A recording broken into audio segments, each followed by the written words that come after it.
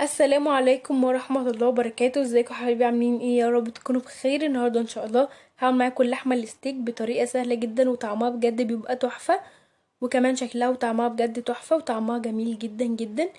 يلا بقى بينا نشوفوا المكونات ونشوفوا الطريقة السهلة جدا. يلا بينا.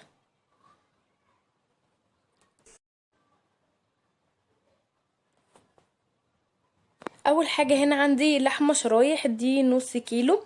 طبعا عايزين تقللوا الكمية، عايزين تكتروها براحتكم خالص. انا جايباها هنا لحمة شرايح تكون رفيعة، ما تكونش سميكة، لاني عشان ما تغيبش معايا في السوا. وهنا عندي بقى في التتبيلة عندي هنا طماطمايه وسط مقطعاها وبصلايه وسط مقطعاها بالطريقة بقى، مقطعينها بقى صغيرة. احنا اصلا لسه هنحطوها في الخلاط. وعندي هنا توم.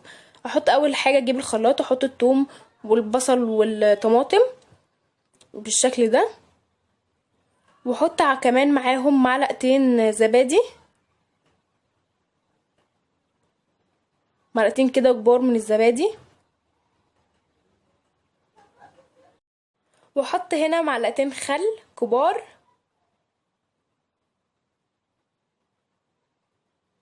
بالشكل ده. واحط كمان معلقتين زيت،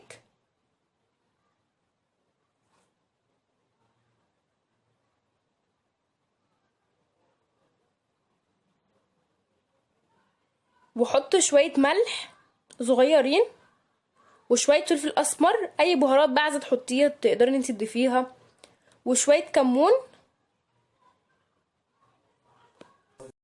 ومعلقتين صويا صوص. دي اضافات، يعني عايزة تحطيها حطيها، مش عايزة تحطيها براحتك، بس بتخلي برضو الطعم جميل.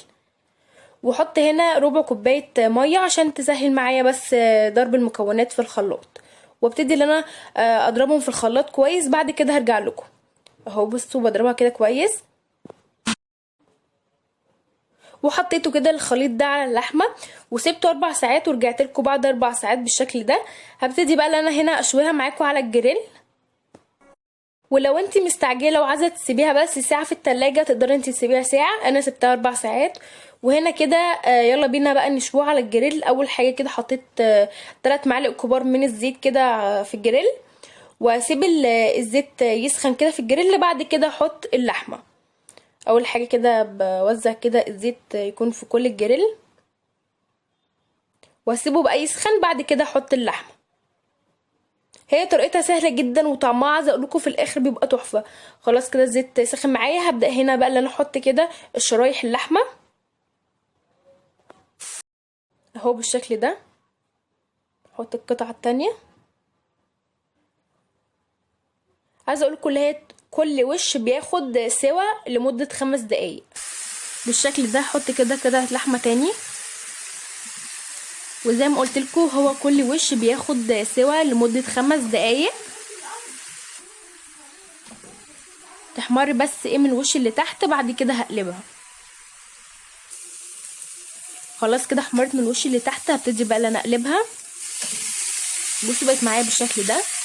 اول حاجه اكون معليه النار. بعد كده هوطي النار، يعني بعد ما احط اللحمه هوطيها. هي بتاخد لمده 5 دقايق عشان تكون معاكي مستويه مظبوط. ولو طلعت مش مستويه معاكي ممكن تدخليها الفرن، يعني تحطيها وتحطيها في صينيه وتدخليها الفرن. دي لو قطعه اللحمه معاكي سميكه، بس انا جايباها شرايح رفيعه علشان ما تاخدش بس معايا في السوا. لكن انت لو جايباها قطعه سميكه واخدت معاكي وقت في السوا، تقدري اللي انت تحطيها في صينيه وتدخليها الفرن.